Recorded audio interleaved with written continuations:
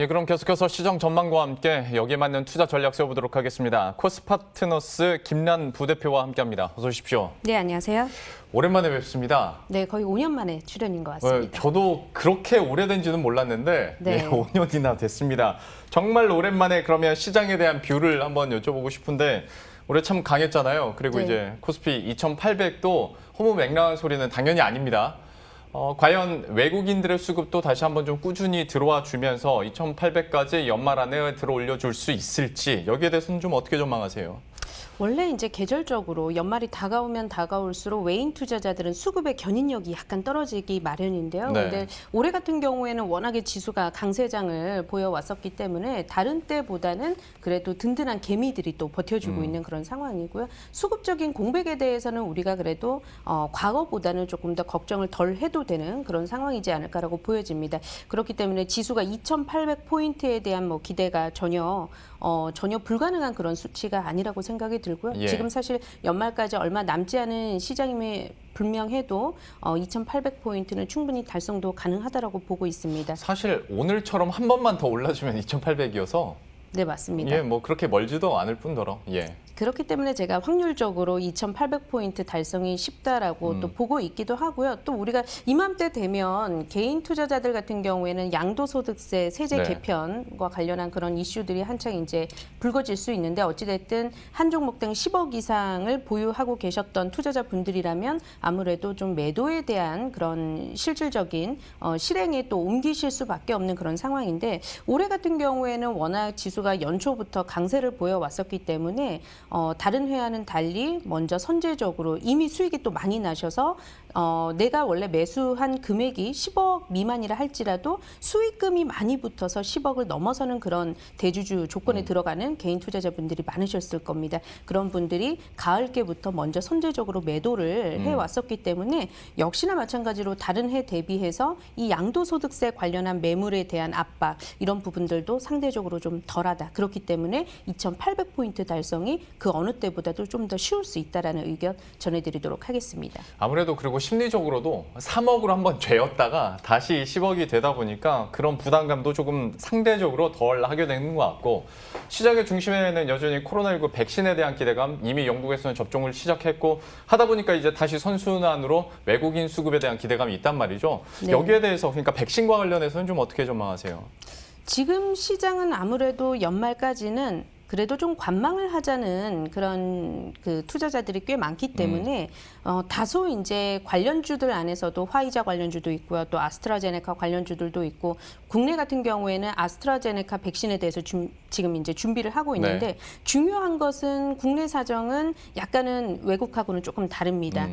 영국에서는 접종을 시작하긴 했지만 지금 저희 계획으로는 4월부터 내년 네. 4월부터 백신을 접종을 하게 될 텐데 그렇게 된다면 백신 접종 시기가 빠르다고 하더라도 한 4개월 정도 공백이 생기기 마련이에요. 그렇기 때문에 그동안에는 좀 치료제 중심으로 우리가 좀 살펴볼 필요성이 있겠고요. 네. 또 치료제 안에서도 또 지금 보면은 또 갑작스러운 또 악재가 나오기도 해요. 그렇기 때문에 한 종목을 추세 있게 계속 끌고 가는 전략보다는 단기 시세가 나올 때마다 약간은 좀 옮겨가는 전략으로 예를 들어서 지난주에는 아스트라제네카 관련주들이 상승을 했다면 이번 주에는 또 화이자 관련주들이 올라갈 수 있는 그런 식의 좀 트레이딩이 최소한 연말까지는 병행돼야 되지 않을까라는 생각을 가지고 있습니다. 참 백신 관련해서는 뉴스 하나 약간 뭐 부작용이라는 뉴스 하나만 나와도 좀 급격하게 시세가 바뀌기 때문에 이거는 좀 단기적으로 가져가자라고 빨리빨리 전략을 좀 병행하자라고 얘기를 해줬고요. 저희가 앞선 코너에서도 그 탄소 중립과 관련해서 질문을 드렸는데 워낙 이게 광범위한 범위다 보니까 네, 맞습니다. 이거를 어떤 포인트를 잡고 투자 전략을 갖는지는 전문가들마다 좀 다를 것 같습니다. 부대표께서는 좀 어떤 아이디어 가지고 계세요? 제가 이렇게 쭉 봤는데요. 저조차도 이제 범위가 워낙 넓다 보니까 네. 그런데 그럼에도 불구하고 조금 더 명확한 아이덴티티가 보여지는 그런 부분이 있다면 첫 번째는 이제 신재생 에너지일 것 같고요. 네. 두 번째가 미래 모빌리티에 대한 지원을 아끼지 않겠다라는 것이 이제 정책 가이드상에서 우리가 좀 볼 수 있었던 부분인데 사실 오늘 같은 경우에도 탄소 중립과 관련한 종목들 어떤 종목들이 올랐는지를 살펴보면 탄소 배출권 거래와 관련된 종목들이 시장에서 좀 두각을 나타냈습니다. 네. KC코트렐이라든지 또 한솔홈데코 같은 경우에는 조림 사업을 하면서 탄소 배출권을 또 판매를 할 수 있는 이제 그런 상황에 놓여져 있는 기업들의 주가가 큰 폭의 두각을 나타냈었는데요. 저는 사실 이런 쪽보다는 물론 이제 내년 같은 경우에도 3차 거래가 시작이 된다라고 하는데 앞서서 제가 잠깐 봤어요. 포스코에 대해서 잠깐 네. 얘기를 하셨는데 우리가 탄소 배출권 안에서도 부익부 빈익빈 현상이 굉장히 심화됐습니다. 그렇기 때문에 포스코처럼 또 이번 2차 그 탄소 배출권 안에서도 거래될 때 흐름을 봤었을 때도 부익부에 가까운 기업이 포스코였거든요. 그런 선제적으로 비즈니스 모델을 잘 성립을 해서 갈 수 있는 그런 기업에 대한 투자에 대한 패러다임 이런 것들도 좀 생각해 볼 수 있겠고요. 저는 미래 모빌리티에 대한 부분들 이런 것들은 좀 우리가 관심 있게 살펴보셔야 된다고 생각이 듭니다. 네. 이미 전기차, 수소차 관련한 종목들 많이 올랐지만요. 예. 우리가 잘 생각해 보면 IT에서도 한번 혁신이 불었을 때는 애플이 스마트폰이라는 새로운 제품을 시장에 내놨을 때예요. 예. 근데 지금 100년간의 아성이 무너질 수 있는 내연기관차에서 전기차 쪽으로 옮겨지는 그런 패러다임을 생각을 해보면 실제로 전기차를 사용을 하는 소유주들은 정부가 지원금을 계속해서 줄여나가는 거에 대한 불만이 최고조에 올라가 있는 맞습니다. 상황이긴 네. 합니다. 하지만 이에 관련한 주가는 어쨌든 모멘텀에 의해서 움직이는 그런 플레이장이기 때문에 먼저 이런 탄소 중립과 관련한 얘기들 또 미래 모빌리티에 대한 정부 정책적인 어떤 완화되는 어떤 그런 가이던스라든지 또 기업들의 투자 이런 모멘텀만으로도 충분히 앞으로 내년도 시장만큼은 그래도 끌고 갈 수 있는 재료가 될 수 있지 않을까 이렇게 보고 있습니다. 그러면 뭐 관련해서는 완성차 쪽이 낫겠습니까? 아니면 관련 부품이나 혹은 뭐 2차 전지로도 갈 수 있는 부분이긴 한데 좀 어떻게 보세요? 네, 결과적으로는 이제 종목에 대한 얘기가 중요할 텐데 2차 전지 관련주들 많이 올랐거든요. 예. 그래서 저조차도 이렇게 손이 잘 나가기가 쉽지 않은 네. 그런 상황이기는 한데 지금 보면 결국 그 배터리 관련한 업체들도 이 차량 경량화에 굉장한 무게를 두고 있습니다. 이 경량화에 성공을 해야지만 또 상용차 역시도 친환경차로 갈 수 있는 이제 그런 상황이기 때문에 저라면은 아직 많이 오르지 않은 차량 경량화, 네. 그러니까 뭐 에코플라스틱이라든지 이런 쪽에 대한 비즈니스 모델을 가지고 있는 기업들을 좀 살펴보시고 내년도에 좀 더 본격적인 그런 투자를 미리 좀 대비를 하시는 전략이 어떨까라는 생각이 듭니다.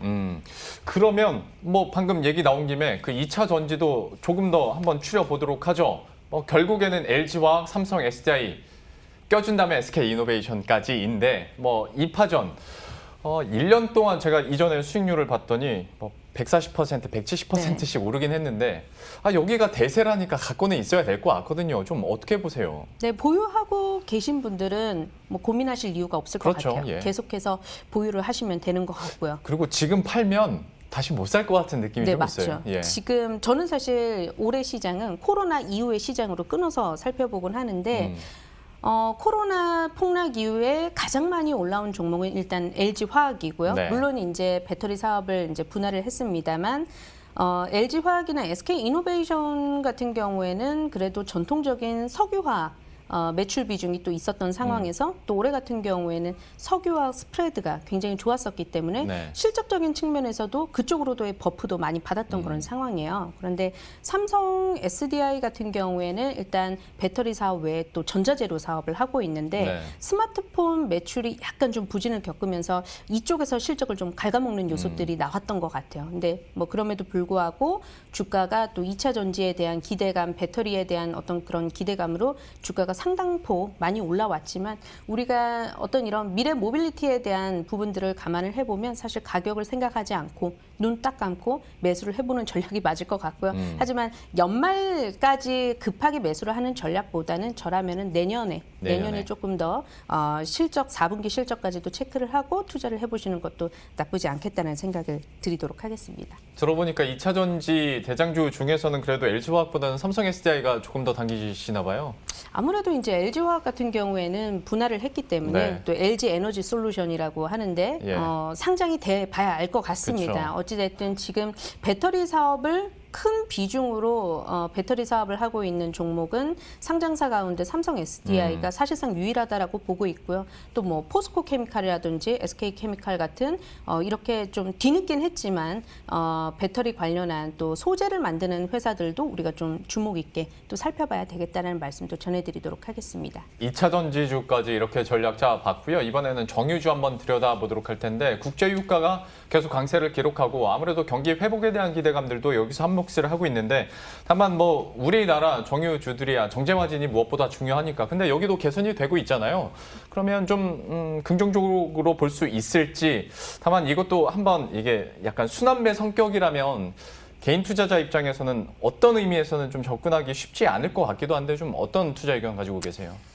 저는 개인적으로 개인 투자자분들이 뭔가 스프레드를 가지고 싸우는 업황에 투자를 하시는 거는 절대로 쉽지 않다라는 생각을 해봅니다. 하지만 정유주 같은 경우에는 이렇게 좀 생각을 해볼 수가 있을 것 같아요.